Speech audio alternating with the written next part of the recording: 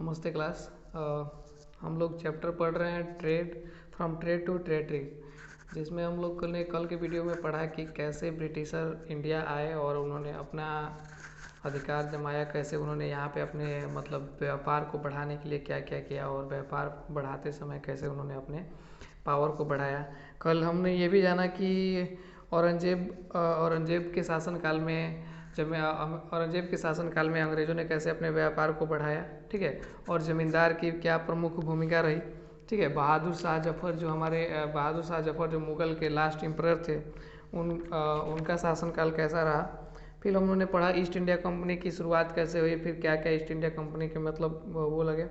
फिर हमने mercantile trading के बारे में पढ़ा, जो कि एक ऐसा ट्रेडिंग है कि मतलब मर्केंटाइल ट्रेडिंग में ये बताया गया था कि मतलब कैसे अंग्रेज़ों ने क्वीन एलिजाबेथ से, उस समय जो एलिजाबेथ फर्स्ट थी, उनसे कैसे चार्टर पे लिखवा कर ले लिया था कि किसी खास जगह पे वो सिर्फ और सिर्फ वही व्यापार कर सकते हैं, उनके अलावा उनका कोई कंपटीशन नहीं दे सकता है, कोई उनसे कॉम्पिटिट नहीं कर सकता है, जिससे कि सिर्फ और सिर्फ फ़ायदा उन्हीं को हो, ठीक है। उसी में हम लोगों ने एक टॉपिक जो छूट गया था, उसको हम लोग आज कवर करते हुए आगे बढ़ेंगे, ठीक है। इसमें था कि फोर्टिफिकेशन क्या है, ठीक है। फोर्टिफिकेशन का मतलब होता है अपने लिए एक सुरक्षा दीवार, मतलब कि जो कंपनी के लोग थे वो बाहरी लोगों के आक्रमण से, मतलब बाहर के जो राजा थे, वो लोकल जो राजा थे, वो आक्रमण ना कर दें, उनसे बचने के लिए क्या किया कि उन्होंने अपने कंपनी के बाहर एक दीवार बनवा दिया, जिससे कि वो जिससे कि मतलब कोई भी आक्रमण करे तो वो दीवार टूटे नहीं और वो लोग सुरक्षित रह सकें, ठीक है। इससे क्या हुआ कि लोगों में विरोध का भावना उत्पन्न हुआ, ठीक है। लोगों के मन में शंका हुआ कि ये जो कंपनीज है, ईस्ट इंडिया कंपनी है, वो मतलब फोर्टिफिकेशन क्यों करा रहा है, क्यों अपनी सुरक्षा के लिए सुरक्षा को बढ़ा रहा है, ज़रूर कुछ ना कुछ करना चाहता है, कुछ गलत करना चाहता है इसके लिए, ठीक है। तो लोग विरोध करना शुरू हुए, तो लोगों के विरोध देखकर लोग जब विरोध करने लगे तो इसमें क्या हुआ कि वो लोग फसल खेती करने से मना करने लगे, ठीक है, टैक्स देने से मना करने लगे। तो इसमें क्या हुआ कि वो कंपनी के लोगों ने सोचा कि क्यों ना हम मतलब कि जो भी इस राज्य की पॉलिटिकल्स रीजन्स हैं, हम लोग उस पर हम लोग तो कुछ चर्चा करते हैं, उसमें हम लोग कुछ हस्तक्षेप करते हैं। तो उन्होंने कंपनी के लोगों ने मतलब पॉलिटिकल्स हस्तक्षेप करने के लिए अगला कदम उठाया, ठीक है। तब उस समय अगला कदम उठाते उठाते पहले उन्होंने जो वहाँ के शासक थे उनसे मिले, तो फिर हुआ कि मतलब कि जो अपनी कंपनी को बढ़ावा देने के लिए सबसे पहले उन्होंने प्रोत्साहन दिया, और प्रोत्साहन देने के बाद क्या किया कि उनको कुछ प्रोत्साहन देने के बाद बोला कि हम आपको सुरक्षा देंगे, और उनसे कुछ डिस्ट्रिक्ट या फिर मतलब कुछ ज़मींदारों को लेने के लिए बात की। आइए हम लोग अगले टॉपिक में इसको देखेंगे। अगला टॉपिक है East India Company begins trading in Bengal. East India Company जो है वो बंगाल में कैसे जो अपना व्यापार अपना शुरू करने लगी, ठीक है। तो हुगली नदी के किनारे बंगाल में 1651 ईस्वी में पहली बार कंपनी को मतलब बनाया गया, पहली बार कंपनी का एक वो भवन बनाया गया। दूसरा जैसे कि मान लीजिए कि ब्रांच होता है, ब्रांच बनाया गया वहाँ पे, ठीक है। तो वहाँ से क्या होता था कि जितने भी उस एरिया के जितने भी टैक्सेज आते थे, जितने भी सामान आते थे, वहाँ खरीद करके रखा जाता था, ठीक है। और इस भवन के साथ साथ, इस कंपनी के साथ साथ एक वेयर हाउस बनाया जाता था। वेयर हाउस कहने का मतलब ये हो गया कि एक ऐसा भवन, एक ऐसा घर जिसमें कि मतलब कि जितने भी सामान लोगों से खरीदे जाते, जो भी फसल लोगों से खरीदे जाते थे, किसानों से खरीदे जाते थे, उस फसल को उस घर में रखा जाता था कुछ समय के लिए, और उसके बाद वहाँ से जहाँ जहाँ एक्सपोर्ट करना होता था एक्सपोर्ट किया जाता था, ठीक है। तो इसके लिए वहाँ पे क्या हुआ कि वेयर हाउस बनाने की ज़रूरत पड़ी। 2 साल बाद 2 साल बाद मतलब कि क्या हुआ कि जैसे कि कंपनी के लोगों ने देखा कि ये धीरे धीरे व्यापार तो चल रहा है, इसे करते करते हम लोग को ज़्यादा मतलब पैसा या फिर ज़्यादा मतलब यहाँ पे ज़्यादा दिनों तक रहने के लिए मतलब बहुत ज़्यादा समय लग जाएगा अपने व्यापार को बढ़ाने में, या फिर किसी भी चीज़ को अपने पावर को इस्टेब्लिश करने में उनको ज़्यादा समय लग जाएगा। इसलिए उन्होंने क्या किया कि पॉलिटिकल हस्तक्षेप किया। वहाँ के वो लोकल राजा से मिले, जो कि उस समय वहाँ के लोकल राजा थे औरंगजेब से वो मिले, और औरंगजेब से वो बात किए कि मतलब कि आप हमें कुछ ज़मीन दे दीजिए या फिर कुछ हमें ज़मींदार को दे दीजिए, जिससे कि हम कुछ गांव में हम उनको ज़मींदार को रखेंगे, और रखने के बाद हमको जो भी उनसे टैक्स मिलेगा वो हम टैक्स थोड़ा सा आपको भी देंगे, मतलब कुछ परसेंट जो भी वो टैक्स देंगे उसका कुछ परसेंट टैक्स आपको भी मिलेगा, और उस टैक्स के साथ साथ हम लोग आपको बाहरी जो भी आक्रमण होंगे, जैसे कि अन्य किसी राज्य के राजा अगर आपके राज्य में कोई आक्रमण करते हैं तो उससे हम आप लोग को बचाएंगे। ठीक है, तो ऐसा मतलब प्रोत्साहन, ऐसा मतलब उनके पास दिया गया प्रस्तावना। ठीक है, तो औरंगजेब ने साइन किया और बताया।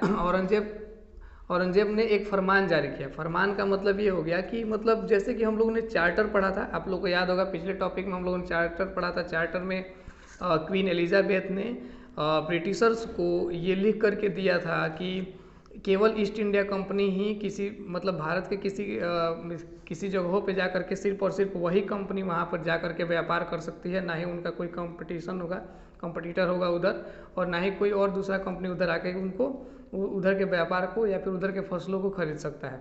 ठीक उसी प्रकार फरमान जारी किया गया। तो फरमान एक ऐसा डॉक्यूमेंट है जिसमें कि कुछ वादे या फिर कुछ नियम कानून लिखे जाते हैं। ठीक है, तो औरंगजेब ने ये फरमान में ये लिख करके ब्रिटिशर्स को दे दिया, यानी कि कंपनी वाले को दे दिया कि आप जो भी व्यापार, मतलब हम आपको 3 या 4 जमींदार देंगे। जमींदार मतलब कि कुछ गांव के इलाकों को मिला करके जहाँ पे खेती होता था उनका एक जमींदार नियुक्त किया जाता था। तो कुछ गांव दे देंगे आपको जिनके लिए जमींदार होंगे। तो उन्होंने प्रमुख रूप से 3 या 4 जमींदार को दिया और उस पर लिखा कि ये जितने भी गांव हम आपको दे रहे हैं, इस गांव में हम कोई भी हस्तक्षेप नहीं करेंगे। आपको जैसे भी यहाँ पे फसल लगवाने हैं लगवाइए, जैसे भी यहाँ पे टैक्स वसूलने हैं वसूलिए, और उसका कुछ परसेंटेज आप हमें दे दीजिएगा। ठीक है, तो ये इस फरमान पे लिखा गया था। औरंगजेब क्या हुआ कि फरमान और टैक्स लेने लगे। तो जो भी वेयर हाउस होते थे उसमें जो कंपनी के जो वर्कर होते थे वो वेयर हाउस में जो सामान का देख रेख करते थे, तो उन लोगों ने क्या किया कि प्राइवेटली मतलब कि एक लुका छुपी करके उसके सामान को ग्रामीणों में बेचने लगे। ठीक है, ग्रामीण में बेचने लगे। तो और बेचने के बाद क्या होता था कि मतलब कि एक प्राइवेट ट्रेडिंग शुरू हो गई कि कुछ लोग छुप के व्यापार करते थे, मतलब कि कुछ कभी मतलब किसी से बताते नहीं थे कि हाँ ये कंपनी का मतलब सामान है, और ले जाकर लोगों को सस्ते दामों में बेचते थे जिसको टैक्स नहीं लगता था। तो इन सारे बातों को कंपनी को पता चला, और कंपनी ने क्या किया कि उस पर उन वैसे सारे लोगों को अपनी कंपनी से निष्कासित कर दिया। और जो भी लोग अब जब कंपनी से निष्कासित कर दिया तो उस गांव के लोगों ने क्या किया कि उनको टैक्स नहीं देने लगे, सिर्फ और सिर्फ उनसे फसल उगाते थे और फसल का ही कुछ हिस्सा उनको देते थे, टैक्स नहीं देते थे। ठीक है, तो इसके मतलब क्या हुआ कि ये एक बड़ा इशू बनने लगा कि कैसे अब हमें वो लोग टैक्स नहीं देंगे, या फिर मतलब जो भी लोग होंगे वहाँ के मतलब कि, तो वो अपने फिर से वर्चस्व को बढ़ाने के लिए, अपने व्यापार को बढ़ाने के लिए वो उन्होंने कुछ कदम उठाए, जो कि हम लोग अगले टॉपिक में पढ़ेंगे। जैसे कि टॉपिक है अगला, how trade lead to battles, मतलब कि कैसे व्यापार जो है वो मतलब युद्ध में बदल गया, लड़ाई में बदल गया। ठीक है, औरंगजेब की मृत्यु के बाद, मतलब जब भी औरंगजेब का मृत्यु हुआ, उस मृत्यु के बाद सिराजुद्दौला वहाँ के मुगल के शासक बने। ठीक है, शासक बने। और सिराजुद्दौला जब शासक बने तो उन्होंने सर्वप्रथम कार्य ये किया कि उन्होंने कंपनी को एक पत्र भेजा, और उस पत्र में बताया कि जितने दिनों तक आप लोगों ने टैक्स नहीं दिया है, या फिर जिन जिन गाँवों से जिन जिन जमींदारों को आपने अपने पास रख करके टैक्स नहीं दिया है, उन सारे जमींदारों का आप टैक्स वापस करेंगे और सारे गाँवों को आप स्वतंत्र करेंगे। मतलब कि जो गाँव में वो लोग व्यापार करते थे वो लोग व्यापार करें, अगर ऐसा नहीं किया तो आपको क्या करना पड़ेगा कि उन सारे गाँवों को खरीदना पड़ेगा, और खरीदने के बाद भी आपको टैक्स देना पड़ेगा। ठीक है, तो सिराजुद्दौला के ये जो नियम कानून थे वो कंपनीज को पसंद नहीं आई। ठीक है, तो कंपनी ने क्या किया कि जमींदार जितने भी थे उन सारे जमींदारों को कुछ पपेट्स जमींदारों को, मतलब पपेट्स का मतलब हो गया कि मतलब पपेट का मतलब एक ऐसा व्यक्ति जिसको मतलब लालच दे करके कोई अपना काम करवाया जा सके कोई। ठीक है, तो कुछ जमींदारों को लालच दे करके उन्होंने अपना काम निकलवाने के लिए क्या किया कि सबसे पहले उन्होंने सेना तैयार किया, कंपनी ने सेना तैयार किया। ठीक है, सेना तैयार करने के बाद वो सोच रहे थे कि अगर सिराजुद्दौला अगर इस बात से सहमत नहीं होते हैं कि हम लोग टैक्स नहीं देंगे उनको, हम अपने व्यापार को बढ़ाना चाहते हैं, तो उनसे युद्ध करने के लिए ठान लिए। ठीक है, अगला है द बैटल ऑफ प्लासी। अगला जो हमारा टॉपिक है वो है द बैटल ऑफ प्लासी। जो प्लासी है यह एक जगह का नाम है जो कि हुगली नदी के किनारे कहीं पे बसा हुआ है।